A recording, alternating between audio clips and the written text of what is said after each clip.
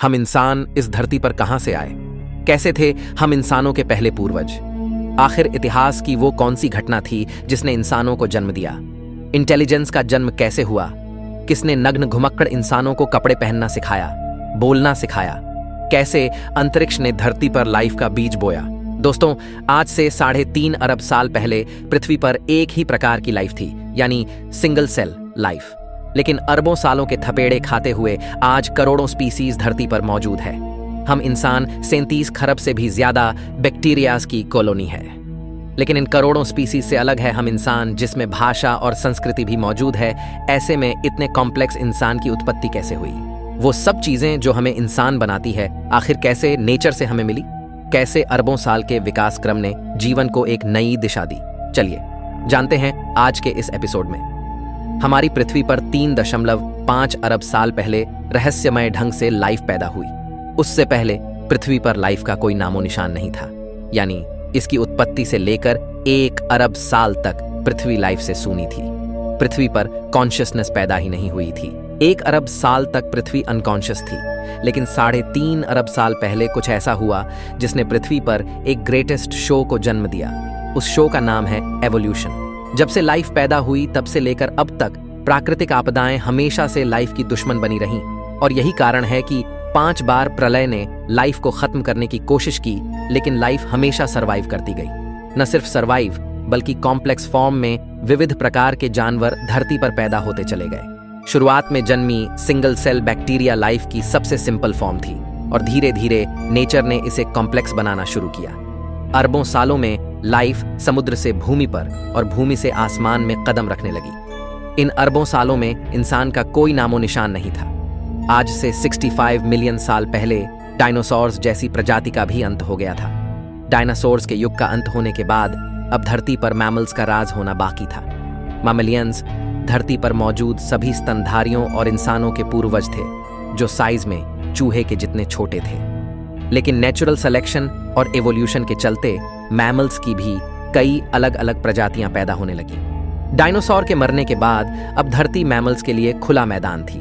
जो mammals dinosaur के डर से बिलों में छुप कर रहते थे, वे अब बेखौफ घूम सकते थे। अब वे दिन दहाड़े एक नए एनवायरनमेंट में रहने लगे। अब मैमल्स ने अपनी आज़ादी का फायदा उठाकर अलग अलग वातावरण में रहना शुरू किया। इस वजह से नेचुरल सिलेक्शन के चलते मैमल्स भी कई प्रकार के जीवों में विकसित होने लगे। लेकिन दोस्तों, डायनासोर अभी पूरी तरह नहीं मरे थे, बल्कि उड़ने वाले डायनासोर की कई प्रजातियां अभी भी सरवाइव कर गई थीं। पर बदलते मौसम और वातावरण की वजह से वे भी धीरे धीरे बर्ड्स में इवॉल्व करने लगे। इन मैमल्स को विचित्र प्रकार के जीवों में तब्दील होने में अगले करोड़ों साल लगे, जहां मैमल्स इवॉल्व होते होते प्राइमेट में तब्दील हुए।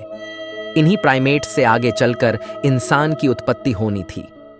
आमतौर पर हम प्राकृतिक घटनाओं से डरते हैं, लेकिन आज से 70 लाख साल पहले एक ऐसी प्राकृतिक घटना हुई जिसके लिए हम प्रकृति के शुक्रगुजार हैं, क्योंकि आइस एज की उस घटना ने इन प्राइमेट को मजबूर किया अपने पैरों पर खड़े होने के लिए। यह पहला कदम था इंसान की उत्पत्ति की ओर। इसी के साथ उस समय अफ्रीका में पैदा हुए ऊंचे ऊंचे पहाड़ों की वजह से अफ्रीका के उमस भरे जंगल धीरे धीरे सूखे और ठंडे पड़ने लगे। ऐसे में पेड़ों पर कूदने फांदने वाले प्राइमेट्स के लिए एक बड़ी परेशानी हो गई। अब बड़े पेड़ों की तादाद कम होने लगी और उनकी जगह घास ने ले ली। अब नेचर के इस खेल ने इन प्राइमेट को मजबूर किया कि वे 2 पैरों पर चले, ताकि वे दूर तक देख पाएं और खाने की तलाश कर पाए। दोस्तों, इस वजह से जो प्रजाति बंदरों से अलग हुई वो थी होमिनिड्स। यहां से नेचर ने इंसानियत का बीज बोना शुरू कर दिया था, लेकिन इसकी फसल उगने में अगले 70 लाख साल बाकी थे। होमिनिड्स के अलग होने पर सबसे पहले इवॉल्व होने वाली स्पीसीज का नाम था सहेलांथ्रोपस। इन्हें देखकर बंदरों जैसी ही फीलिंग आती थी, लेकिन बदलते एनवायरनमेंट ने इस फीलिंग को भी बदल दिया। अगले कई मिलियन सालों में सहेलांथ्रोपस पेड़ की शाखाओं की तरह अलग अलग ब्रांचेस में इवॉल्व हुए, जैसे आर्डिपिथेक्स, ऑस्ट्रेलोपिथेक्स, पेरांथ्रोप्स और अंत में फाइनली होमो, जो लगभग 24 लाख साल पहले उत्पन्न हुए थे। पर इन मिलियन सालों के विकास क्रम में जीवन के इस पेड़ की बाकी सभी शाखाएं टूट गई, यानी एक्सटिंक्ट हो गई, और बची एक शाखा यानी होमो, यानी जिससे हम निकलने वाले थे। समय के साथ इनका दिमाग भी बड़ा हो रहा था। 30 लाख साल पहले ऑस्ट्रेलोपिथेकस ही इंसानों की वो पहली स्पीसीज थी जिसने पत्थरों को काटकर हथियार की तरह इस्तेमाल करना सीखा। इसी वजह से ये शिकार में काफी होशियार थे। मांस खाने की वजह से इन्हें सभी न्यूट्रिएंट्स की पूर्ति होने लगी और यह एक मुख्य कारण बना इनकी इंटेलिजेंस के बढ़ने का, क्योंकि अब इनके दिमाग का साइज बढ़ने लगा। इस तरह आज से तकरीबन 20 लाख साल पहले होमो जीनस की उत्पत्ति हुई और इस जीनस की पहली स्पीसी थी होमो हैबिलिस यानी हैंडीमैन, जिसने पत्थर के औजारों को और मॉडिफाई किया। वहीं होमो जीन्स में एक और स्पीसी पैदा हो रही थी, वह थी होमो इरेक्टस, जो आज से करीब 18 लाख साल पहले अस्तित्व में आए। ये वो पहली स्पीसी थी जो 2 पैरों पर सीधा खड़े रह सकती थी। अपने पैरों पर खड़े होकर इसी स्पीसी ने नेचर की जिम्मेदारी को संभाला और इन्होंने सबसे पहले आग को कंट्रोल करना सीखा। यानी हम कह सकते हैं कि आग का आविष्कार आज से 18 लाख साल पहले हुआ। लेकिन अपने आप आग की खोज कैसे हुई?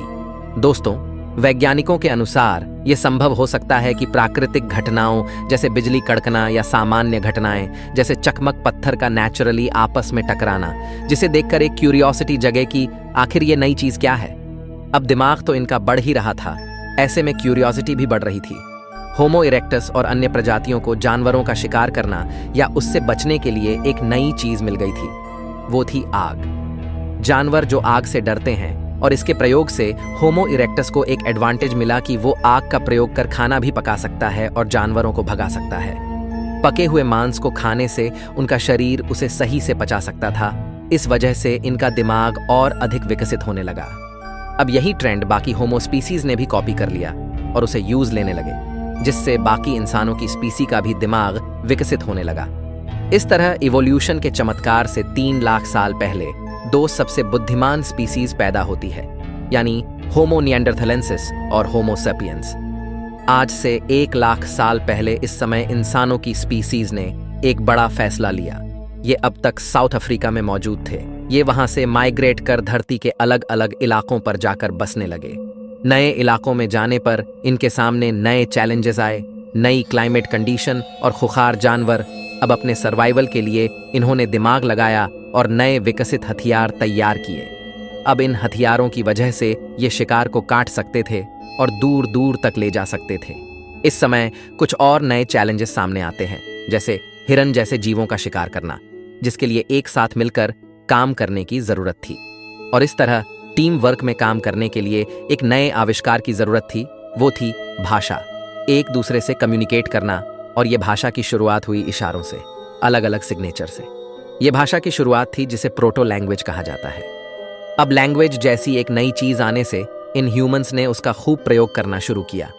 वहीं लैंग्वेज के और कॉम्प्लेक्स बनने का कारण था ह्यूमंस के बीच इंटरेक्शन, आपस में होने वाले कॉम्प्लेक्स इंटरेक्शन और डिटेल में चीजों को एक्सप्लेन करने के लिए धीरे धीरे लैंग्वेज इवॉल्व होने लगी।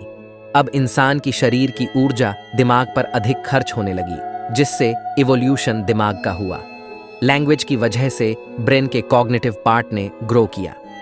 दोस्तों, हो सकता है कि लैंग्वेज की वजह से चुगली करने का आविष्कार भी फीमेल्स ने उसी समय किया होगा। लेकिन दोस्तों, अब तक जो ह्यूमन स्पीसीज नग्न घूमती थीं, आखिर ऐसा क्या हुआ जिस वजह से उन्होंने कपड़े पहनना सीखा? वैज्ञानिकों के अनुसार हमारे प्राचीन इंसानी पूर्वजों के शरीर पर बाल अधिक हुआ करते थे, लेकिन धीरे धीरे उनके फर लूज होने लगे। अब क्लाइमेट चेंज होने की वजह से और माइग्रेशन के कारण ठंडे इलाकों में रहने की वजह से इंसानों ने अपने स्टोन टूल्स का प्रयोग करके, वैज्ञानिकों के अनुसार आज से 1,70,000 साल पहले इंसानों ने कपड़ों का आविष्कार किया। अब इंसानों की स्पीसीज में होमो निएंडरथेल्स और होमो सेपियंस ही बची थीं, और वे आइस एज के बर्फीले युग से गुजर रही थीं। और फ्रेंड्स, इस तरह लगातार डेवलप होते होते आज से 30,000 साल पहले होमो सेपियंस और होमो निएंडरथल्स में से एक ही स्पीसीज सरवाइव कर पाई। वो थी हम इंसान, यानी होमो सेपियंस। और वैज्ञानिक पूरी तरह से नहीं जानते कि आखिर क्यों और कैसे होमो निएंडरथलेंसिस विलुप्त हुए। इस वक्त तक आइस एज का युग जारी था, जो आज से 10,000 साल पहले जाके खत्म हुआ।